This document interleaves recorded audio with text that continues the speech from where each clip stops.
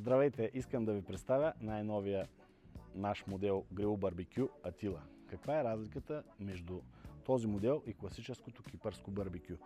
Тук имаме дължина на барбекюто 80 см, 3 големи шиша 8 мм квадрат, като към всеки шиш разполагаме с държачи за цяло пиле или по-голямо парче месо.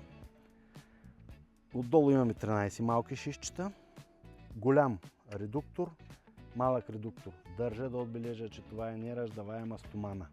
Няма нищо общо с кипърските барбекюта. Механизма се задвижва посредством мотор 15 кг, като имаме възможност да му регулираме посоката на въртене ляво-дясно от това копче. Имаме също така и потенциометър, с който сменяме, увеличаваме или намаляме скоростта. Механизъм за повдигане.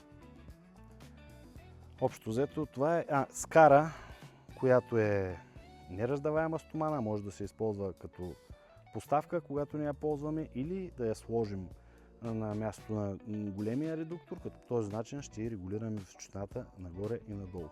Същия този модел го имаме и с 5 големи шиша, отдолу са си 13 малки шишчета, 2 редуктора, голям редуктор за 5-те шиша, малък редуктор за 13-те шишчета.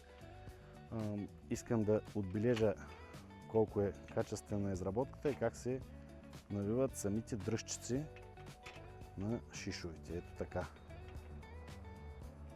Също разполагаме с скара, която може да я ползваме или като поставка, или слагаме скара за кюфтета, кебапчета, кой каквото иска. За поръчки линка в описанието или телефон 0877 22 8575. Благодаря ви!